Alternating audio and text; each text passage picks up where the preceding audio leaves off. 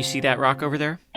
I asked myself, what would happen if I spontaneously set up a talk show right there? Would strangers walking by sit with me in my outdoor living room, at the park, and vulnerably share?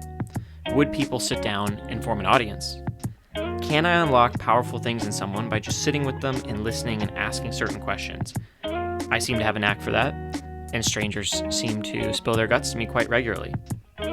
The dream of having my own talk show came to me a year and a half ago, but I didn't know what to do with it, so I put it in the back of my head.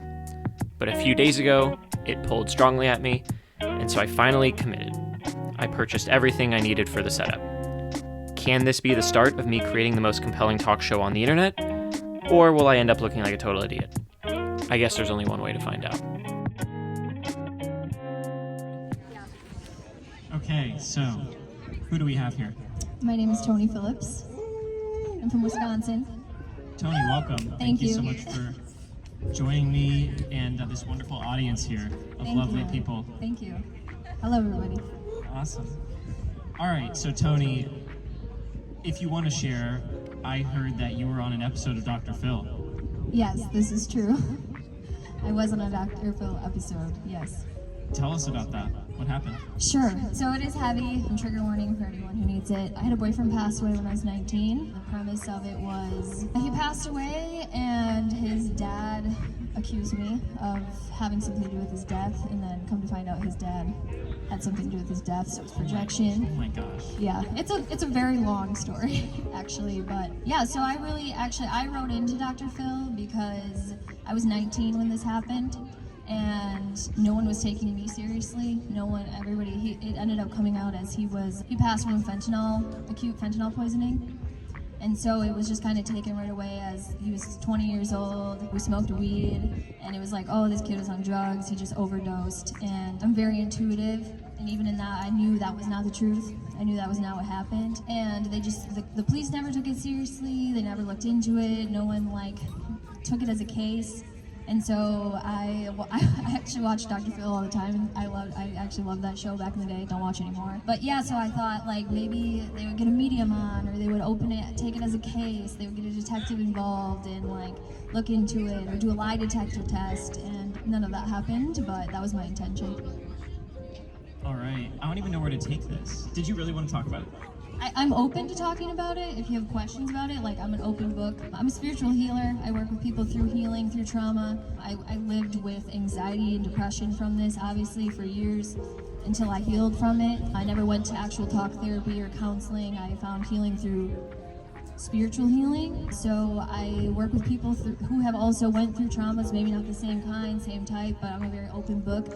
And I use this story not for pity or anything like that, but for people to see that you can go through something so devastating and you can still find peace and live your life at the end of the day, or through it too. Wow. Okay, what was the biggest failure that you perceived as a failure at the time, only to turn out it was a huge success, or you're grateful for it? I went to school to be an x-ray tech. I got a bachelor's degree, I graduated, started working in x-ray, and I realized thinking about doing that for the next 30 years, working weekends and holidays and spending all my time away from my family and just being in the business of Western medicine healthcare, my soul was no. So I thought, I've always been delusionally optimistic. It's one of my traits that has taken me here. Anyway, I left my job in x-ray, went to school for 6 years and spent $60,000 on. I thought, wow, I'm a failure. This is complete failure. I had to get forced to that moment of surrender. I had no idea what to do. I knew I wasn't going back to healthcare because I couldn't. So I took my dog, I went out to this nature spot by this tree, and I started bawling. I said, God, source, universe, whoever's out there, please help me. I don't know what to do, and I'm crying by this tree by myself. And so in that moment, I get a phone call from one of my really good friends who had been a healer of mine and practiced shamanism and had been working with me, yada yada. And she called me and she's like, hey, have you ever talked to that Bill guy? And I'm like, what Bill guy? What are you talking about? She was a masseuse, and one of her clients owned 14 Ashley Home stores in Wisconsin, and he was looking for positive-minded people to work for him. I was like, I can't sell furniture, what the hell? Like, I don't know how to sell anything. Like, this is so bad, I can't do this. Like, Toni said, why don't you just make some money and do it from that place and like do both at the same time and like just give it a chance. Well, I had no choice, I needed money. And so like 2 days later, I ended up getting a job at Ashley Home Store and I started making more, like double what I was making X-ray in a matter of a couple months. So that led me into where I am now. Love it. You've given us a lot to think about. Yes. Thank you so much. Welcome to our second guest. Thank you. Tell us your name. Nikki. Nikki, nice to meet you. I guess there's a few different ways we can take this. Are you feeling any challenges right now? Are you struggling with anything right now? So I have type 1 diabetes, and that's been an interesting journey. I got it at 29, a type that you normally get at 4. I'm a free spirit. I'm a pleasure seeker, so I enjoy and indulge in things that I get cravings for. And I'm all of a sudden told I can't. I'm not allowed. I had to tone it down and pump the brakes. And that wasn't easy for me. I revolted big time against it. And then it took a decade and I finally realized that it's actually my teacher.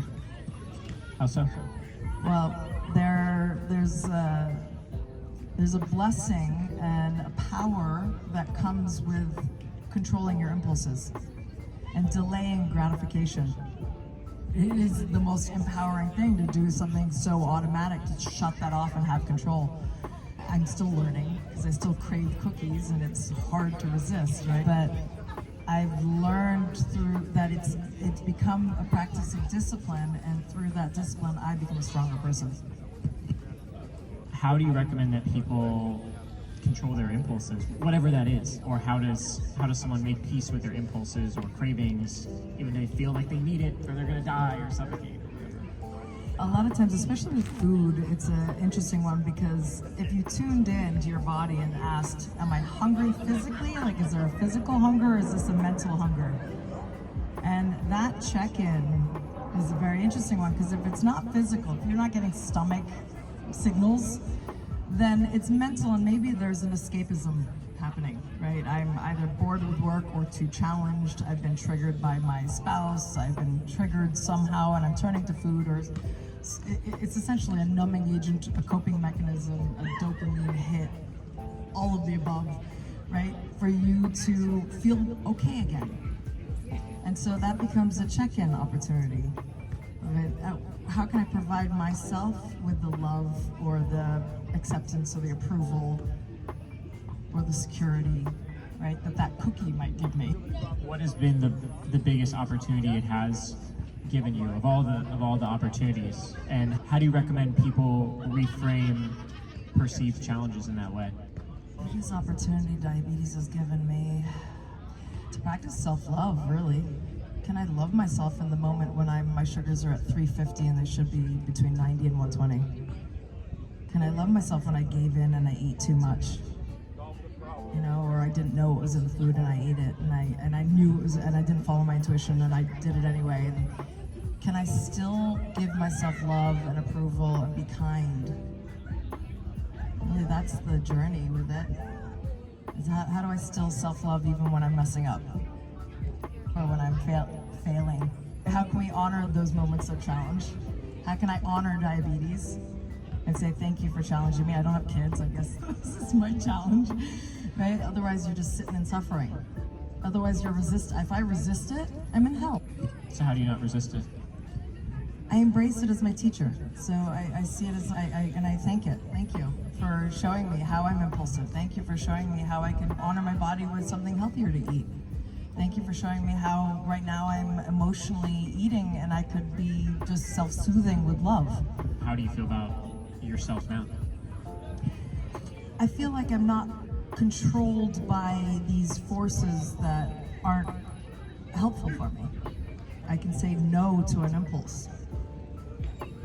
I can then channel my energy in a more useful direction, like creation mode. There's an opportunity for you to practice patience, kindness, loving, compassion, presence. See everything as an opportunity, everything, the full spectrum of being human. And your life will shift to one of pure joy. And even the hardest times instantly turn into silver linings. I love it. Thank you so much for joining us. Let's give our wonderful guests a hand. A round of applause. Thank you for joining us. Thank you. All right. Tell us your name. Andrea. Andrea, nice to have you. What is something that feels really alive for you right now? Whether it's what's exciting you, what is scaring you, what is blocking you? Everything is scaring me. That's how I know I'm in the right place. How do you turn fear into excitement, and why do you say that means you're in the right place? So, I lived with severe PTSD for years, where just a handshake or a painting would send me into a full attack. I would get off airplanes because somebody looked at me, and I would cancel my flights. And it didn't matter what I did, I was always having flashbacks. And I realized there was a necessity to admit fear is the way to go, because it was that or death. And as far as I was concerned, I was already dying every single day. So you stay scared. And in those moments, people can hold you. And you know what, when my PTSD was so bad, I was afraid of humans. So if you find a way to make your fear beautiful, whether that's you gotta be held, or stay scared and realize it's the precipice of something really incredible, and take breaks. Why do you believe that fear is an indicator of good things to come? We're human animals first. And so if you are absolutely seen, it is the same as the gazelle being seen by a tiger. We pick up this nervous, excited feeling, and there are efferent pathways to the brain, and then there's the afferent pathways after your brain has created the story and it comes back to the body. So you can kind of choose a story, and then you can choose when you have no willpower from the story, maybe you should leave, but until you create a better story. But leave me back. What do you wish people knew about you or asked you about? Oh God, nothing. It's very public right here. Oh man, why I'm so uncomfortable. I hate admitting that I'm a psychic. I hate admitting that I have this extrasensory ability to the extent that I do, because I used to be completely against it, because I'm afraid to not be taken seriously, which is why my work is based on psychology. Here's my arm, it's twitching, look at it. It doesn't want to talk about this. I talk about it. I'm not ready to admit that out loud to people. Like, I'm a full-blown psychic. I see shit before it can happen on a scale that I wish I couldn't see. And actually, you're the first person that I said that to. And I felt so seen when you're like, what a burden. And I was like, fucking hell, yes it is. I don't even know how to tell you. I don't even know how to tell you. I mean, okay, I'm gonna tell you something. I hate to break it to you. You're gonna find psychics out there who say you can't predict death. That is a lie. That is a complete lie. That's my truth. It's hard to see people and know things that are gonna happen to them, and you have to let it happen to them. Even if you like them, care about them, don't want to see them suffer, whatever. Oh, yeah. You can't interfere, is what you're saying. Yeah, because suffering is important. Why is it important? Otherwise, what would we have to gain from community? We would have no reason to be in each other's lives if we weren't suffering. So, suffering brings us connection to others. I've never thought of it like that. I'm very grateful for your suffering. Yeah, me too. Thank you for giving me purpose when I had no inherent purpose. An inner critic wants you to stop your shit. So it's gonna repeat, you're dumb, you're dumb, you're dumb. When it's intuition, it's like, well, maybe we shouldn't have done that. So when it's not intuition, it's repetitive, it's loud, and it has an agenda, all of its own. And it's not usually in your voice. When it's intuition, it speaks once, it hits the body, and then after some time we reject it because fear gets in the way. But it's the way that it comes in initially that we have to start paying attention to it. And maybe for just a moment, lean into it and prove yourself right and write it down. everybody's intuition or their extrasensory abilities come in different. It comes in a symbolism all your own. So paradoxically, listen to the subtle things. Yes. And if it's loud, being like, that can't be real. If it's loud, I'd be like, is that actually helpful? If it's not, it's probably not intuition. Thank you so much for joining us. I now feel no fear. And thank you again for suffering. Oh, I was going to say, thanks for helping me in my suffering. You're very welcome. So tell us your name. My name's Chris. Chris, nice to have you. What intrigued you about, this whole setup and taking a seat with me here? What would you like to talk about? Well, like kind of what you guys were talking about before, my favorite thing is connecting with people. I see people talking on a couch with a camera and having a good time, and it's where I want to be. I need to actually make money on sell this couch. What is something that is exciting you right now or feels really alive for you? Today's the first day I start living in my car, which is a lot of emotions at once, but I'm excited to be doing it, and I'm grateful to be here. I just moved here about a month ago. Tell us about what's that like? Well, so far I don't have a good bed set up yet, but it's just, I figured day by day, just kind of do it. My passion is art and music. I came here to find people to make music with, make art with, make connections with, build, relationships. What is the source of your inspiration for all the things you're producing? I don't know. I'm still trying to figure that out because it comes to me, and How does it come to you? I don't know exactly how to describe it, but it's like I don't like taking credit for even my own work because I'm just an antenna. Like I just kind of let it happen, and like I have a great time doing it. So it's everything in my life up to this point, and that's the inspiration. And it could be, music inspired by other music. It can be, a painting inspired by like this moment right now. It can be, anything can be inspiration the closer you look. This is awesome. Okay, who are your inspirations? Do you have any whether artistic or musical heroes? Well, if I had to pick one, it'd probably be Paul McCartney, because he's just the GOAT in my mind. Why is he the GOAT? Why does he inspire you? Because he's very humble, and he's not very outward about like his songs. He just lets the art flow through him. And I can see that as an artist. Like he just kind of lets it happen instead of he writes his favorite stuff and doesn't go for anything like specifically. Why is it challenging for you to feel like you can take credit for your art? I see other artists, and it kind of annoys me to see other people be like this is mine, like I created this, and like doesn't belong to anyone else. Like no, like once you make something and put it out there, it belongs to everyone. It's not yours anymore. So why does that bother you? Because I don't know anything for sure, really, and it confuses me to see other people and hear them talk about how much they know for sure something is true when I don't think anything is.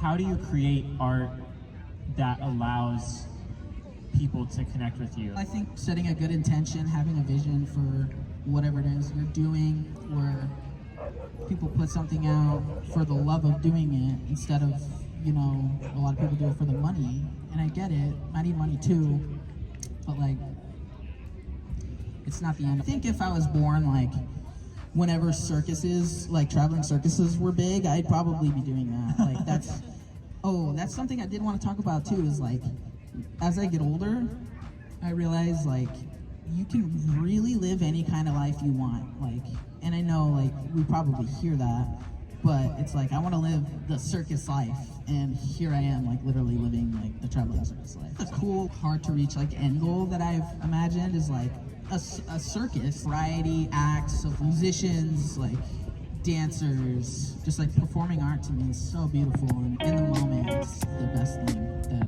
I can experience. Awesome, man. Well, thank you so much for joining us. It was great to have you. So much for joining us. Tell us your name. My name is Galit.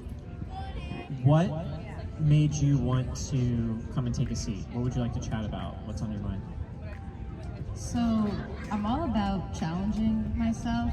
It's all about being comfortable in uncomfortable situations.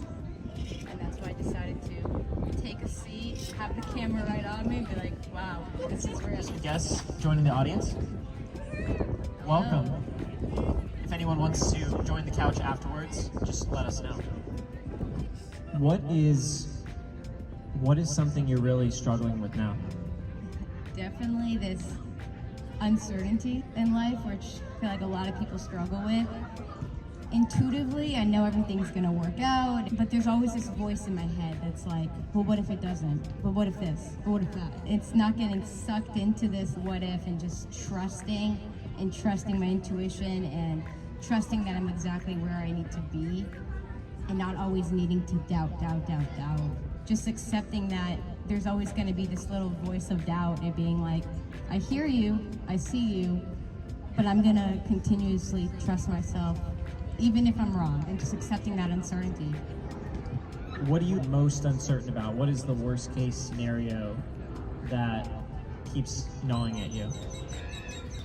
Out of all these like little irrational stories that I've told myself in my head, I'll give you one of them. It's so silly.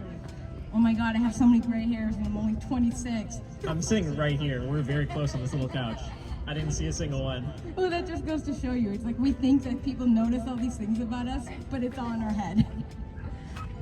All these little irrational stories that I've told myself, I realized that the root of it is I'm scared that I'm going to regret. I need to plan everything out and I need to like know 100% sure that if this scenario happens, this is what I'll do. And I know it'll be 100%.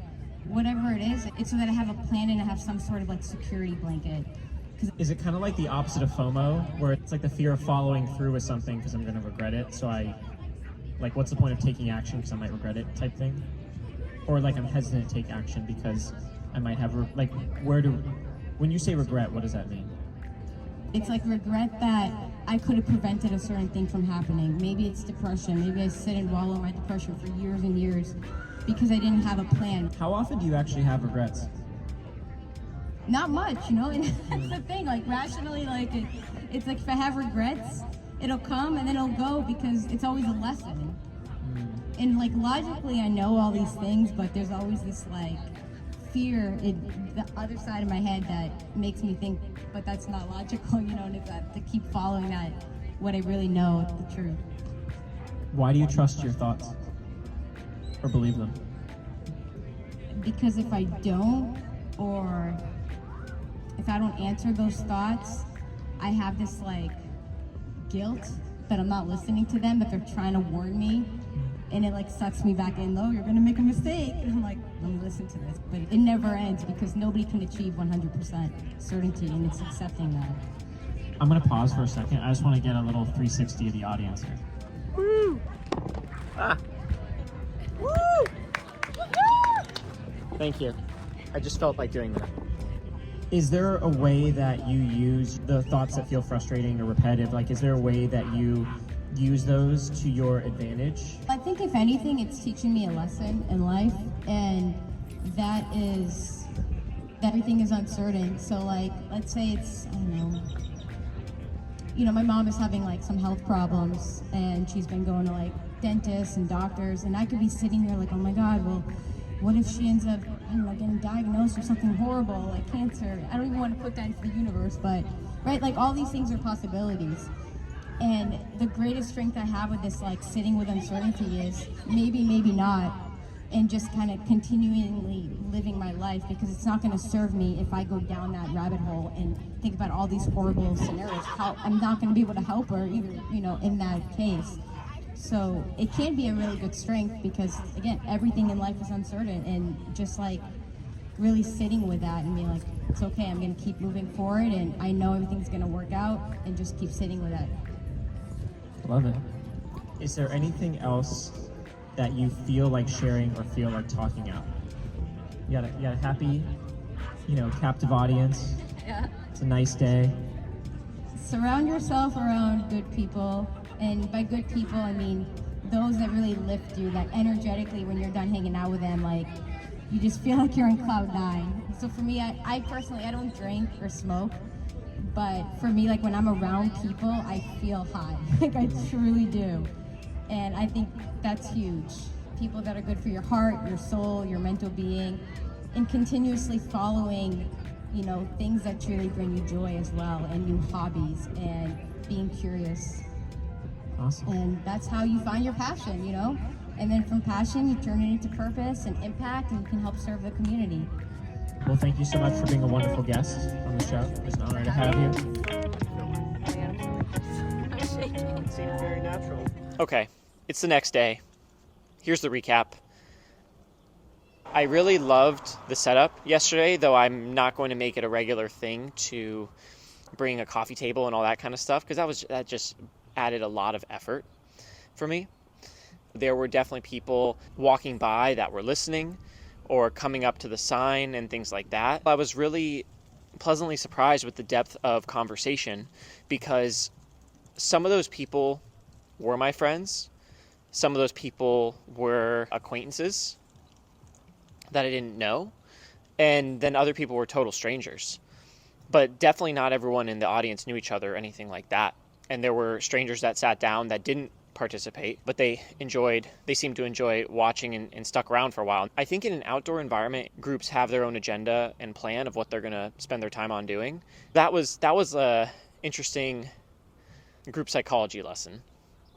It makes a huge difference to not interrupt people in their day and stop them on the street as they're walking, as opposed to if I create the space for someone to sit down and talk to me, there's no rush and it doesn't feel interruptive. I create the space if they wish to sit in on it. And so that's really made a difference in terms of the depth of conversation, as opposed to the usual man on the street interview, which I just find quick and not interesting. I've continued to be really pleasantly surprised at how fascinating the average random person is on the street. Hopefully what I'm doing sets an example for others in terms of being willing to ask more interesting questions that yield more interesting answers, and just make people realize that sitting down and talking with someone really changes the outcome. I like to make others shine. I like to put them in the spotlight, and I like to set them up to really surprise themselves with what awesome things they share, but don't have the space or opportunities to do so. I like the idea of a mobile talk show in some way, but we're both sitting and I can kind of set the stage and we can both relax and dig into things of substance. I'm excited for future possibilities, whether couch or no couch, and just excited to see what more interesting conversations can happen with just total strangers and what they're willing to share with a fellow total stranger. Thanks so much for watching, and don't forget to like and subscribe.